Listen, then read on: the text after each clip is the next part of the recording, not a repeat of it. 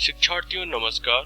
मैं कृष्णकांत त्रिपाठी शिक्षा विभाग मिजोरम विश्वविद्यालय आइजॉल से आप सभी का अभिनंदन करता हूँ। आज का विषय अत्यंत सरल है क्योंकि हम सभी इस प्रक्रिया से गुजर चुके हैं, अतः हम सभी कुछ न कुछ इस विषय पे बोल सकते हैं। साथ ही साथ यह कठिन भी है क्योंकि संपूर्ण और अंतिम रूप से इस विषय पे कुछ कहना संभव नहीं है।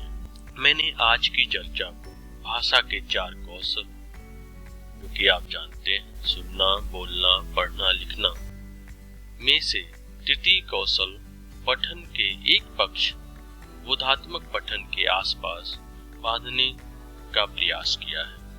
आज की चर्चा को उद्देश्यपूर्ण बनाते हुए सर्वप्रथम हम यह जान लें कि पठन से लाभ क्या है। बुश और ह्यूबनर महोदय ने अपनी पुस्तक में 24 लाभों की एक सूची प्रस्तुत की है।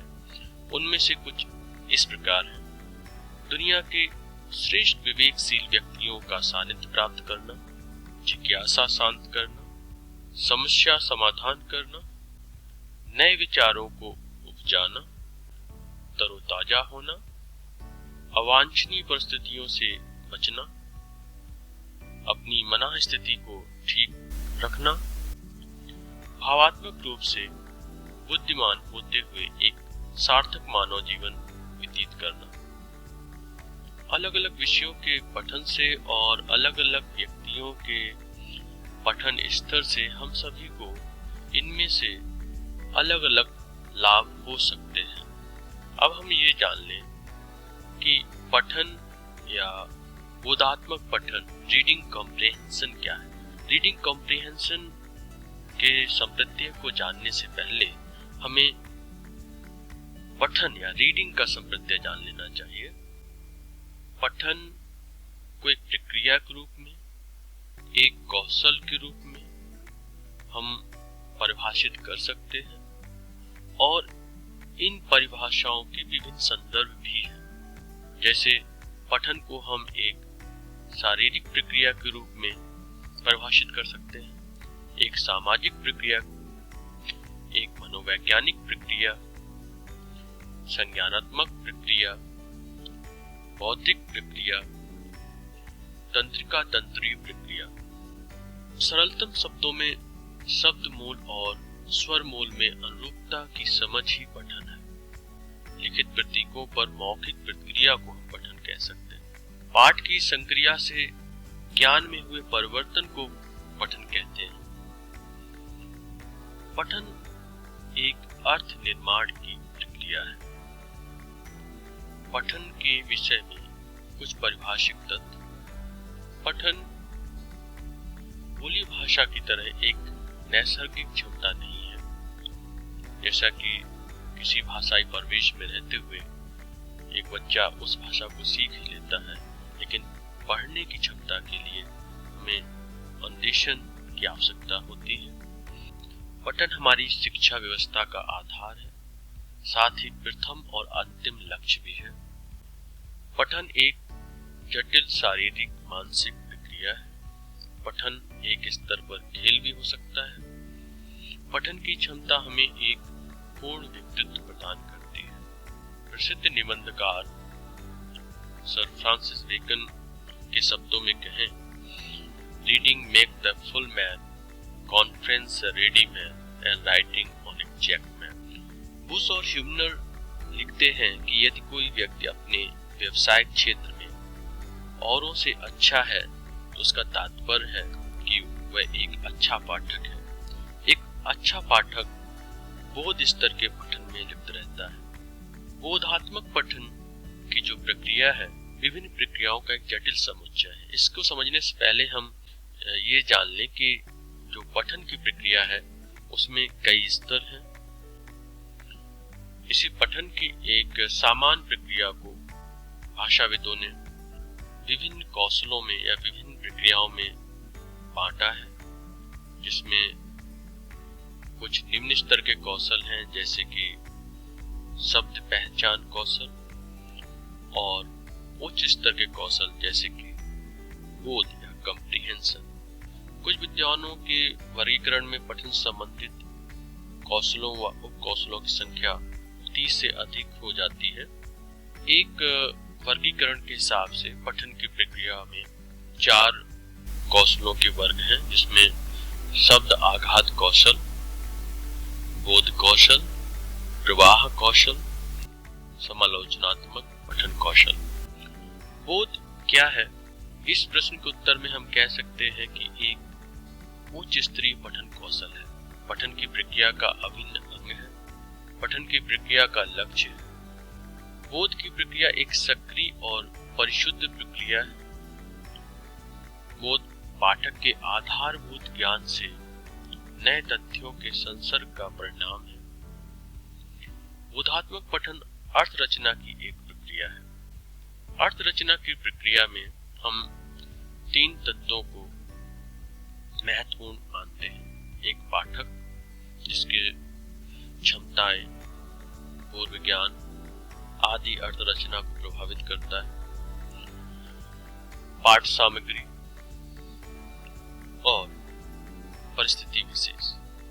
पाठ सामग्री से तात्पर्य है कि वो किस विषय की पाठ सामग्री है, उसकी संरचना कैसी है, कितनी ध्रुव है और कितनी सरल शब्दावली का प्रयोग किया गया है। और परिस्थिति विशेष कि पाठक किस परिस्थिति में पढ़ रहा है। जैसे आप समझ सकते हैं कि जब हम परीक्षा के संदर्भ में पढ़ते हैं, परीक्षा के लिए पढ़ते हैं, तो हमारी समझ दूसरी होती है, और जब हम फुर्सत के क्षणों में आनंद अनुभूति के लिए पढ़ते हैं तो हमारी समझ अलग होती है। बोधात्मक पठन का संप्रत्यय संज्ञानात्मक और भाषाई क्षमताओं का एक जटिल संप्रत्यय है। 2 क्षमताओं के योग से बना है। कह सकते हैं कि यह संप्रत्यय भाषाई और संज्ञानात्मक क्षमताओं के जटिल ताने बाने से बना है। यह वह स्तर है जहां हम भाषा की शक्ति को और अधिगम की शक्ति को अलग अलग नहीं कर सकते। शायद इसी तत्व को ध्यान में रखते हुए प्रसिद्ध भाषाविद हैलीडे ने भाषा आधारित अधिगम सिद्धांत का प्रस्ताव रखा हो। सार रूप में अगर हम कहें तो संदर्भ विशेष और संचित ज्ञान का प्रयोग करते हुए पढ़े जा रहे पाठ से अर्थ प्राप्त करने की क्षमता को हम अवबोध कौशल या अवबोध पठन या बोधात्मक पठन कह सकते हैं। यह एक प्रकार से अर्थ प्राप्त करने की प्रक्रिया है, और अर्थ के भी कई स्तर हैं। जैसा कि पूर्व में मैंने कहा था कि पठन एक जटिल प्रक्रिया है, कई प्रक्रियाओं का समूह है, और अधिक तथ्यात्मक रूप से कहें, पठन जटिल प्रक्रियाओं के समूहों का समूह है। उसमें एक बोध पठन की प्रक्रिया है, जिसमें लिखित शब्दों और वाक्यों से अर्थ प्राप्त करने का प्रयास करते हैं।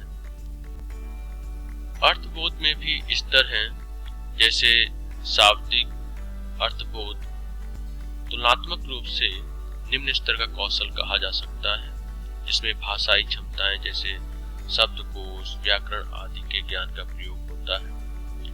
व्यंजनात्मक अर्थ फिगरेटिव मीनिंग, जहां उच्च स्तरीय संज्ञानात्मक शक्ति जैसे तर्क क्षमता का प्रयोग होता है।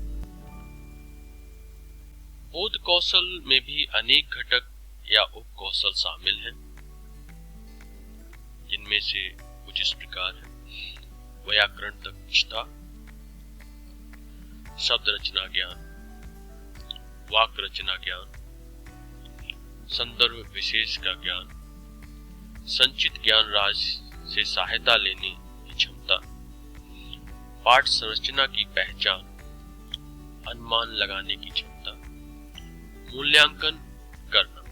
जब हम कोई पाठ को पढ़ते हैं तो इन क्षमताओं का सहारा लेते हैं और इन कौशलों का सतत रूप से प्रयोग करते हैं। यहाँ पर हम यह स्पष्ट कर दें कि मूल्यांकन की जो प्रक्रिया है वो पठन की प्रक्रिया का एक अंग है।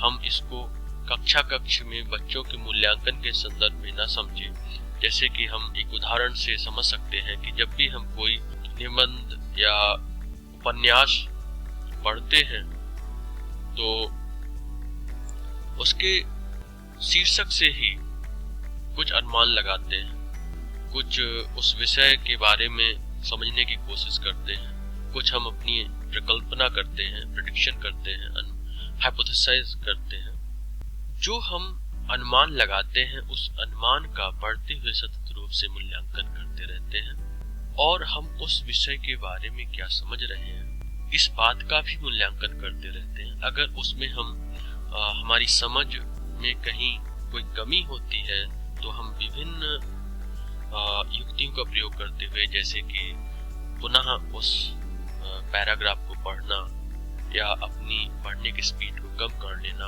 आदि का प्रयोग करते हैं। इस प्रकार हम कह सकते हैं कि पठन की प्रक्रिया में मूल्यांकन एक सतत रूप से चलने वाली उप प्रक्रिया है।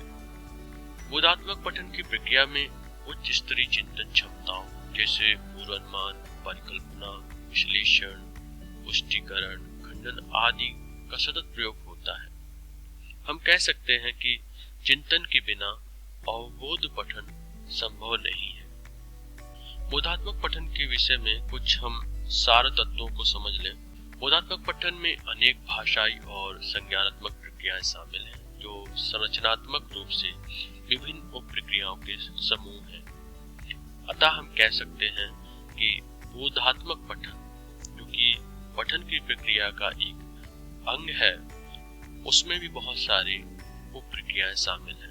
तो बोध पठन की जब बात करेंगे, बोधात्मक पठन की जब हम बात करेंगे तो हम किसी एक तथ्य की बात नहीं करते हैं, एक प्रक्रिया की बात नहीं करते हैं, हम कई प्रक्रियाओं और कई क्षमताओं की एक साथ बात करते हैं। बोधात्मक पठन में अधिसंज्ञानात्मक मेटाकॉग्निटिव क्षमताओं और युक्तियों का प्रयोग होता है। विभिन्न शोधों से यह सिद्ध हुआ है कि अधिसंज्ञानात्मक युक्तियों के शिक्षण द्वारा बोधात्मक पठन क्षमता को बढ़ाया जा सकता है।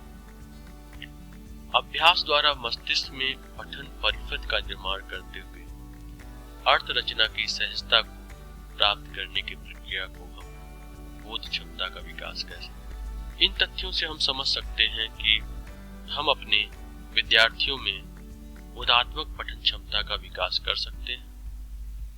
और दूसरा यह है कि पठन एक नैसर्गिक प्रक्रिया नहीं है, हमारे मस्तिष्क में उसके लिए कोई जन्मजात सॉफ्टवेयर या सर्किट या परिपथ पहले से उपलब्ध नहीं है। हम कह सकते हैं कि अनुदेशन की प्रक्रिया के द्वारा हमारे मस्तिष्क में पठन के लिए एक परिपथ का निर्माण होता है, जिसमें अभ्यास के द्वारा हम सहजता को प्राप्त कर लेते हैं और प्रारंभ में हम किसी भी लिखे हुए वाक्य और पैराग्राफ से कठिनाई से शाब्दिक अर्थ निकाल पाते हैं। बाद में हम सहजता से उसके व्यंजनात्मक अर्थ और छिपे हुए अर्थों को निकाल लेते हैं। इसी सहजता से समझने की प्रक्रिया को हम बोधात्मक पठन कह सकते हैं। बोधात्मक पठन के विभिन्न पक्ष हैं, जैसे कि अधिसंज्ञानात्मक युक्तियों का प्रयोग करते हुए पठन, बोधात्मक स्तर का पठन करने वाले पाठक की क्या पहचान है। इन सभी विषयों पर हम अलग से चर्चा करेंगे। आशा है कि यह वीडियो आपके समझ में बढ़ोतरी करेगा और आप इस विषय में एक दिशा प्राप्त कर सकेंगे। धन्यवाद।